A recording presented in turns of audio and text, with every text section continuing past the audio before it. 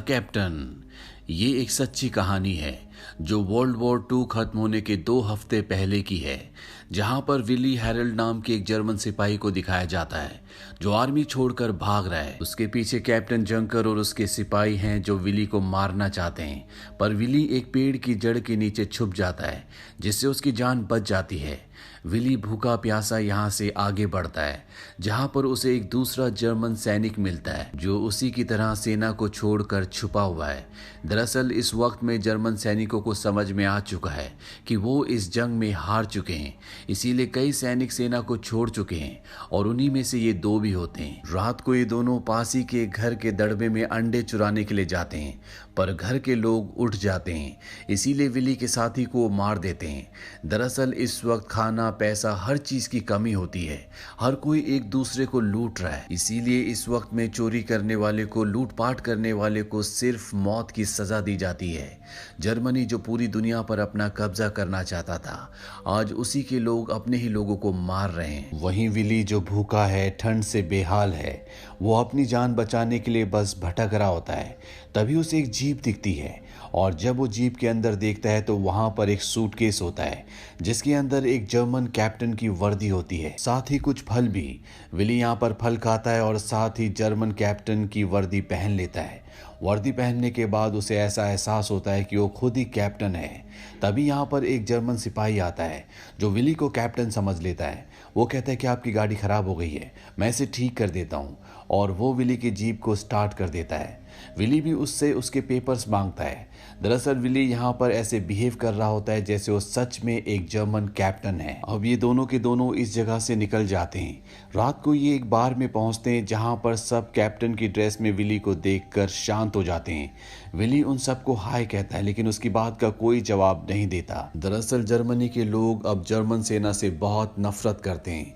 German सेना की वजह से लोगों ने अपनों को खोया है, उनका घर बार परिवार सब कुछ लुट गया। पर यहाँ पर विली सबको बहुत रौब से कहता है कि लॉ एंड ऑर्डर अभी भी कायम है, जिसका जो जो नुकसान हुआ है वो मुझे बताए, उस नुकसान की भरपाई होगी। ये सुनने के बाद लोग अपने नुकसान का ब्यौरा देना शुरू कर देते हैं।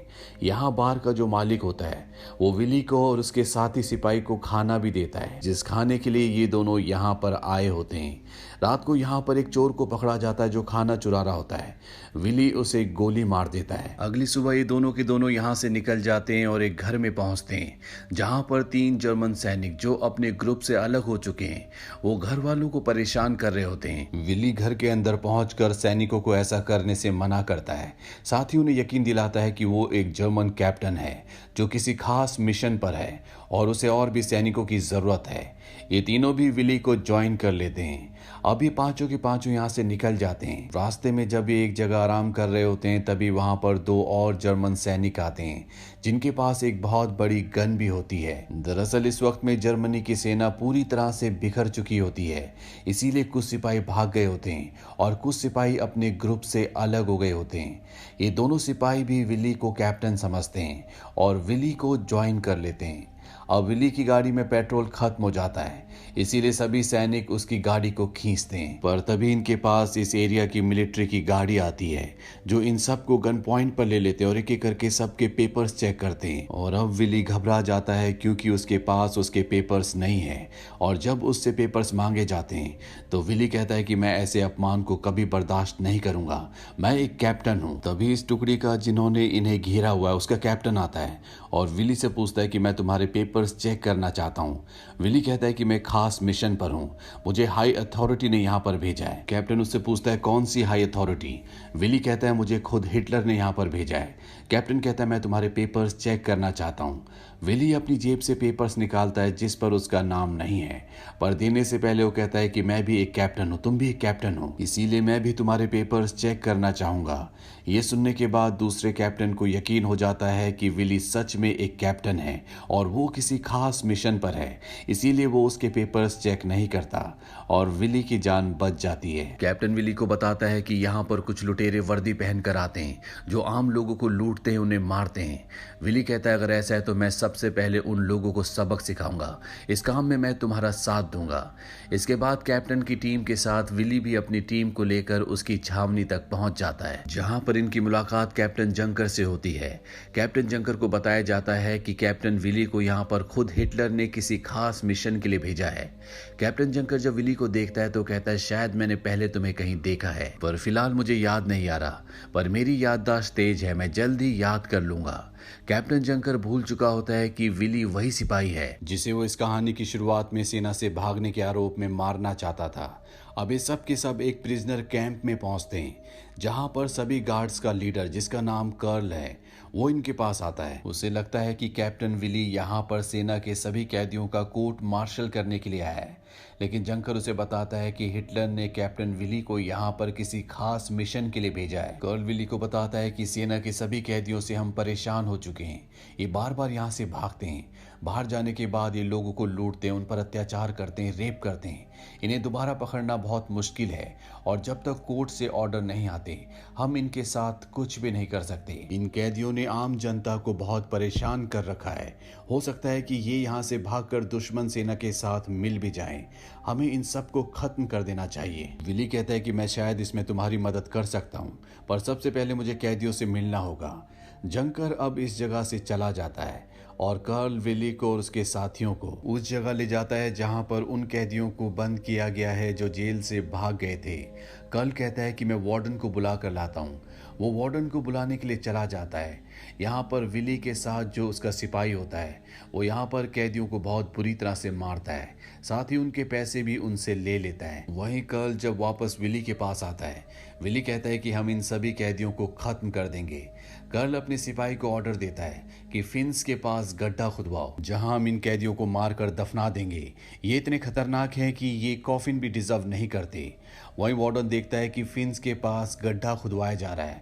वो समझ जाता है कि कैदियों को मारने की तैयारी हो रही है, इसीलिए विली के पास जाता है। वो विली से कहता है कि मुझे जस्टिस डिपार्टमेंट से कोई भी ऑर्डर नहीं मिले कि हमें कैदियों को मारना है, न ही मुझे तुम्हारे बारे में कोई इन्फॉर्मेशन मिली है। मैं तुम्हारे पेपर्स चेक करना चाहता हूँ।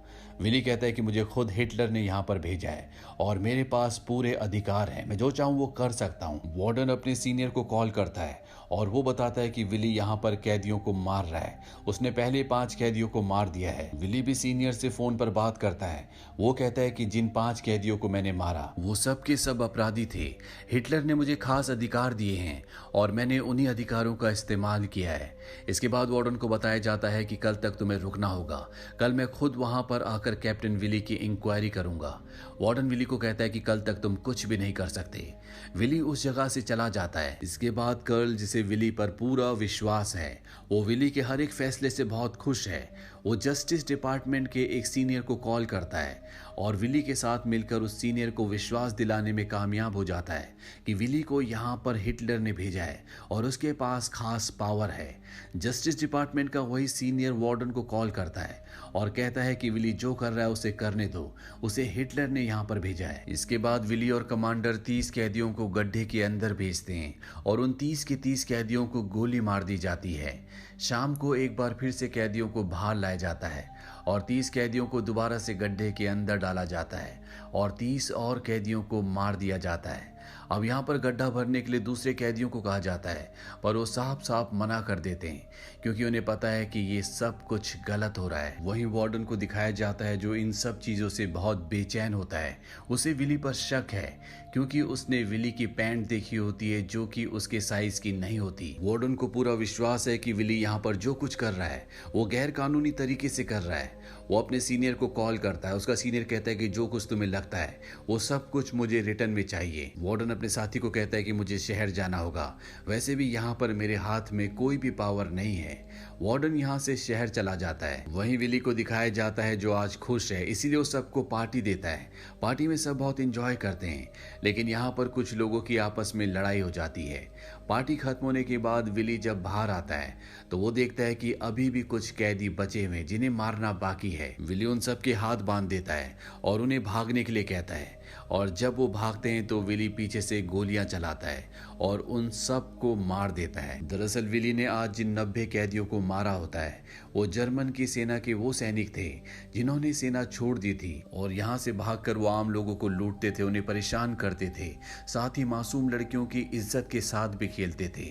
अब रात को यहाँ पर अलाइड की सेना इस कैंप पर हवाई हमला कर देती है जिससे लगभग सभी लोग मारे जाते हैं, पर विली और उसके कुछ साथी बच जाते हैं। बचे हुए साथियों को विली बड़ी बड़ी पोस्ट देता है और ये सब के सब अब शहर आ जाते हैं जहाँ पर विली और उसके साथी शहर में आम लोगों को लूटना शुरू कर देते हैं।